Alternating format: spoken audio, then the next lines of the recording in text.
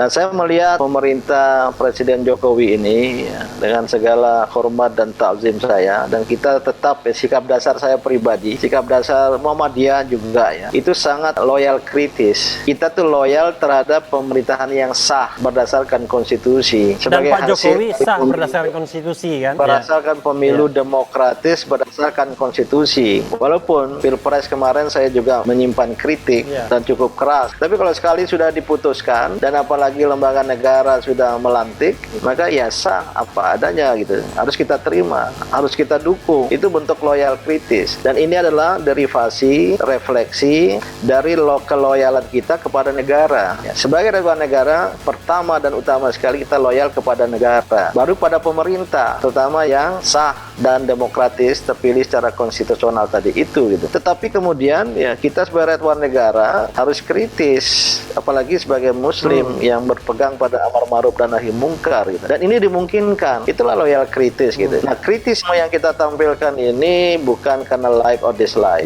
bukan karena benci, bukan karena tidak suka, tapi semata-mata untuk kebaikan kehidupan kebangsaan kita itu sendiri. Dan selalu tolok ukur, batu uji dari kritik dan kritisisme kita itu apakah pemerintah dan penyelenggara negara itu mengacu kepada Pancasila dan Undang-Undang Dasar 45 atau tidak. Dan ternyata pada penilaian kami, sistem politik kita yang ada sekarang dan hasilnya, output dan outcome-nya, jika dikaitkan dengan sila keempat, jauh panggang dari api. Sistem perekonomian kita, termasuk praktek-praktek ekonomi, jika dikaitkan dengan sila kelima Pancasila, jauh panggang dari api. Maka masalah besar bangsa ini adalah penyimpangan dan penyelewengan kepada Pancasila. Pancasila hanya dalam retorika, aku Pancasila, kami Pancasila, tapi pengamalannya tidak Pancasila. Beliau itu dulu pernah ya, waktu saya memimpin PPP Muhammadiyah ke istana, mungkin yang ada gambar ini di perpustakaan ada ya, beliau pakai baju militer itu, minta tolong kepada PP Muhammadiyah untuk membantu pemerintah menghadapi dan mengatasi mafia.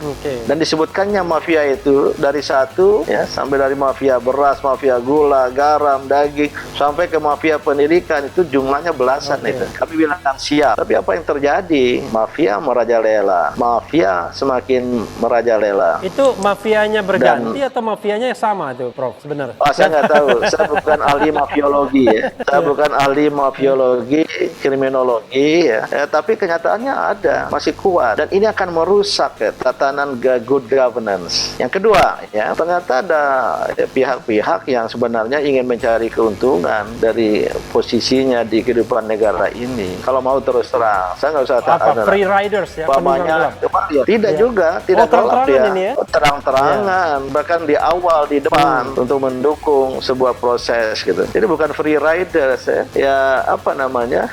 Ya by intention dia menukang seperti itu. Nah ini yang pada hemat saya ya, Pak Jokowi itu orang baik, saya tahu. Saya sering berinteraksi dengan beliau ya, selama saya jadi utusan khusus 1 tahun lebih gitu. Cuma saya bilang, Bapak ini terlalu terbuka ya. Ini hanya untuk RH ini saya buka. Terima kasih. Nah, karena saya dicecar, saya berada dicecar. Kalau enggak kan nanti orang mana dicecarnya. Silakan Prof, terus Prof. Bapak ini orang baik, tapi saya lihat Bapak ini tidak mampu mengatasi orang-orang yang berniat buruk di sekitarnya. Beliau diam saja gitu.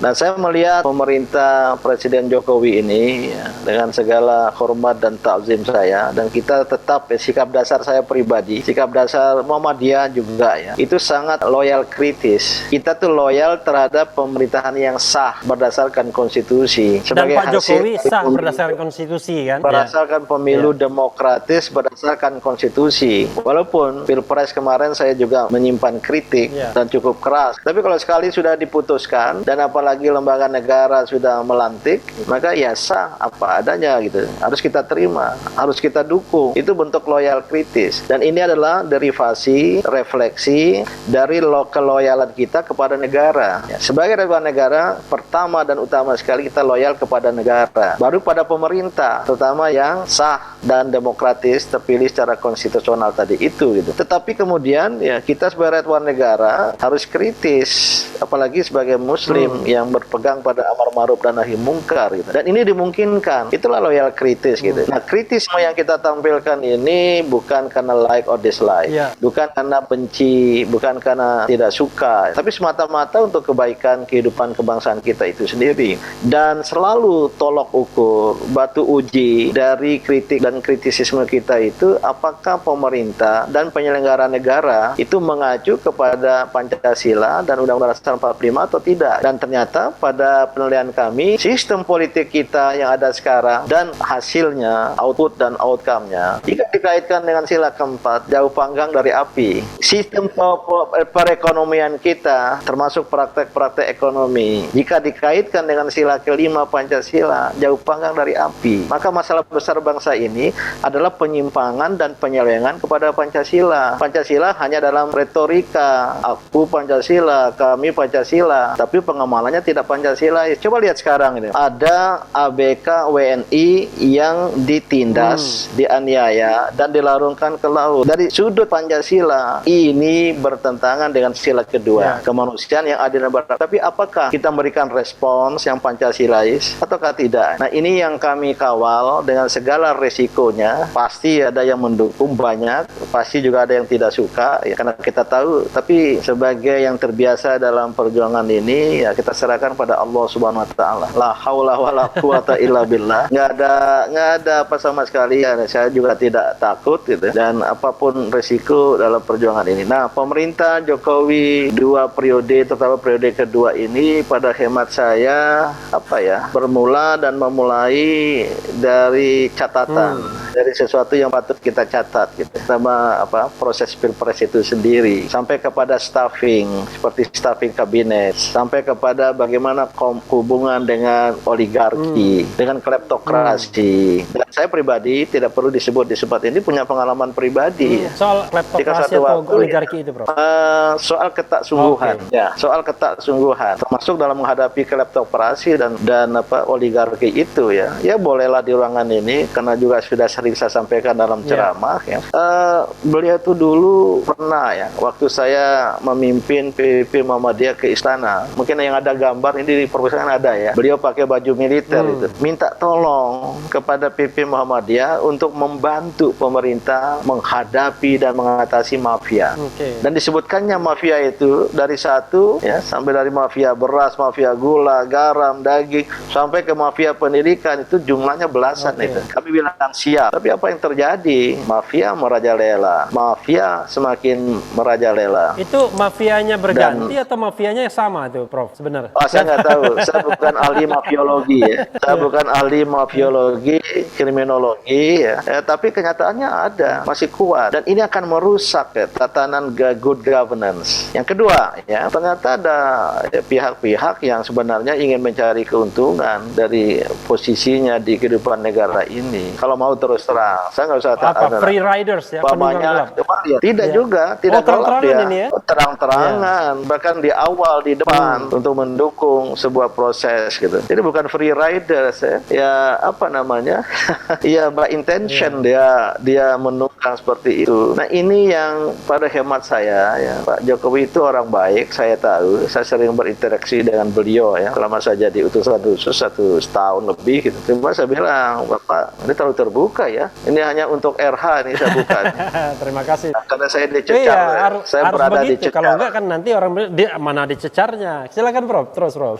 Bapak ini orang baik, tapi saya lihat Bapak ini tidak mampu mengatasi orang-orang yang berniat buruk di sekitarnya. Beliau diam saja gitu. Yang penting bagi saya sebagai sesama Muslim ya, sudah sampaikan ya. kata Al-Quran itu, wa ma ana illal balagul mubin. Tiadalah apalah saya hanya seorang penyampai. Dan bagi ini bukan untuk kepentingan pribadi. Saya alhamdulillah ya belajar menjadi orang yang semata-mata hidup perjuangan itu untuk Allah lillah, tidak untuk jabatan. Saya kalau diberi jabatan pun kalau nggak cocok di hati saya mundur. Prof, ini masa jabatan Presiden Jokowi ini baru dimulai, itu periode kedua. Baru 6 bulan. Tapi ada kesan kok kalau dilihat dari nada bicara Prof Din Samsudin seperti hopeless itu. Tidak ada harapan lagi. Gimana Prof? Karena masih 4,5 tahun lagi nih Prof. Saya kira bukan hanya saya sendiri. Walaupun saya penganut aliran dan ajaran perdamaian. Ya dari peaceful coexistence damai di antara rakyat warga negara yang majemuk ini. Juga peaceful solution. Maka jauh dari pikiran saya ya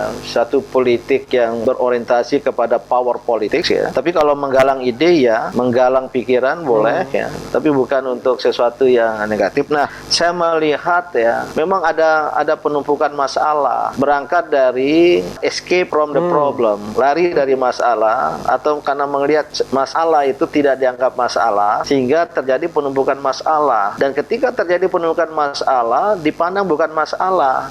Nggak apa-apa, apalah istilahnya itu ya, nggak apa-apa. Ini sebuah sikap hemat saya memandang remeh, bukan problem solver. Memandang remeh atau sebenarnya tidak mampu, Prof? Saya tidak mau ke sana. Tetapi tampilannya itu ya ignore from the problem, nggak escape from the problem. Padahal ya sebenarnya baik. Dan kita perlu ya, terutama penyelenggara negara itu bisa bersatu, bisa secara konsisten dan konsekuen mengamalkan Pancasila. Kita nggak jauh-jauh dari Pancasila. Prof ingin mengatakan bahwa persoalan pokok Pak Jokowi itu adalah banyak orang-orang di sekitarnya yang korup, begitu Prof ya? Saya kira mantan komisaris BUMN lebih tahu dari saya. Karena berada pada jarak paling dekat kan ya. Sebenarnya tidak juga dekat-dekat. Tapi coba lihat saja. Oke, kita bicara fakta, bukan asumsi. Kasus dan skandal Jiwasraya itu adalah mega skandal korupsi uang rakyat. Dan ini adalah state capture corruption. Korupsi yang dikendalikan oleh negara. Sangat berbahaya sekali. Ketika itu dicoba-coba untuk ditutup-tutupi sampai sekarang kan. Mungkin mereka merasa dilalahnya ada corona sehingga tidak ada yang mempersoalkan Jiwasraya. Kalau saya dan kawan-kawan saya, kita akan kejar ke ujung dunia. Ini kejahatan. Sesungguhnya adalah kejahatan besar terhadap rakyat. Extraordinary crime against the people. Karena melibatkan, apalagi jika uang-uang itu ada tali temali dengan politik, maka perlu diungkap.